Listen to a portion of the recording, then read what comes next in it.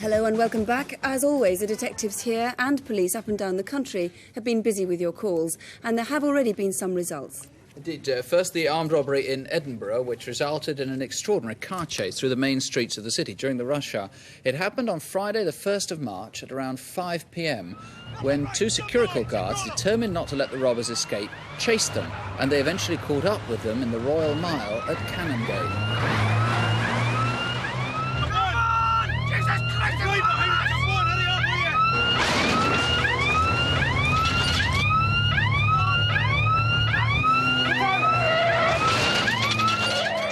The robbers eventually got away, but Detective Inspector Tom Snedden is determined to catch up with them. What sort of response have you had? We've had an excellent response. We've had over 60 calls, 3 of which are very promising, in fact giving names of suspects.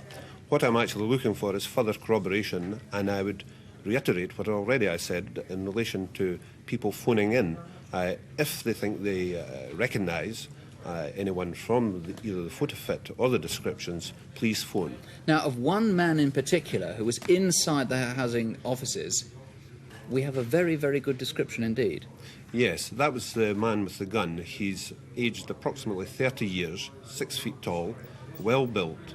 He's pale complexion, black straggly hair, unwashed, falling over his forehead.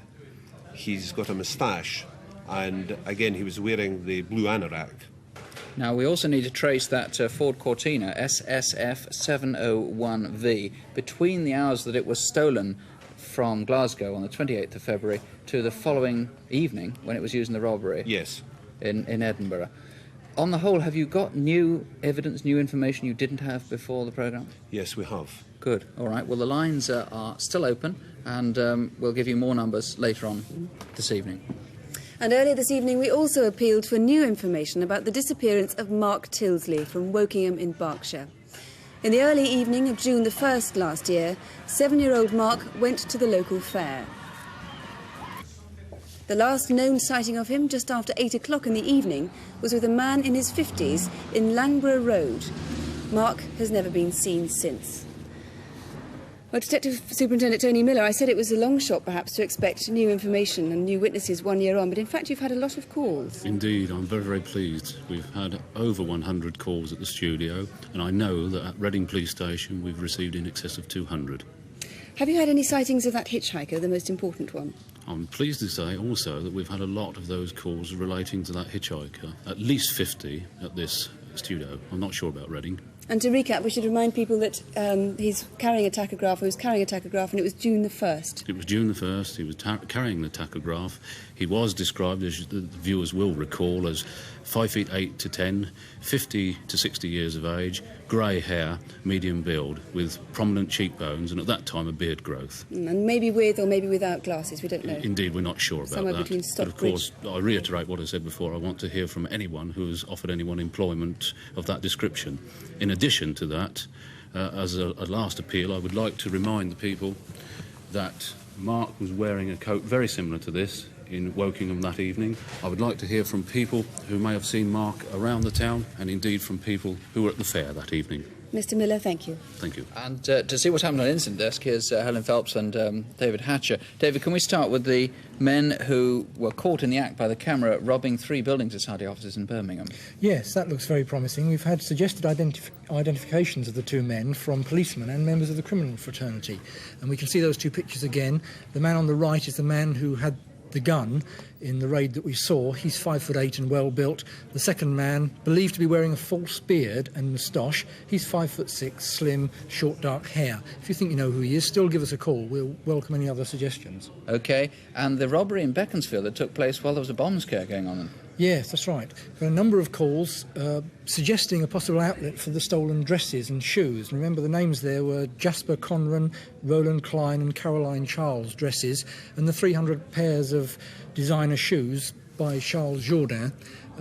If you think you may have bought something like that, then give us a ring. Better that you come to us than we come to you. I gather several people have suggested where they're on sale at the moment. That's right, yes. Right, and what's this you've got here? And the other thing is, now I was most sceptical about this, didn't think we'd solve the problem of the Jemmy, because there must be lots like this, but we think we found the shop that sold this in Brixton, a small hardware store. Obviously inquiries to follow up there, but that looks extremely promising, and I'm very pleased. Right. Can we move to David Beatles? The two of you were asking for any information about him in connection with a £168,000 fraud. He's wanted for inquiries.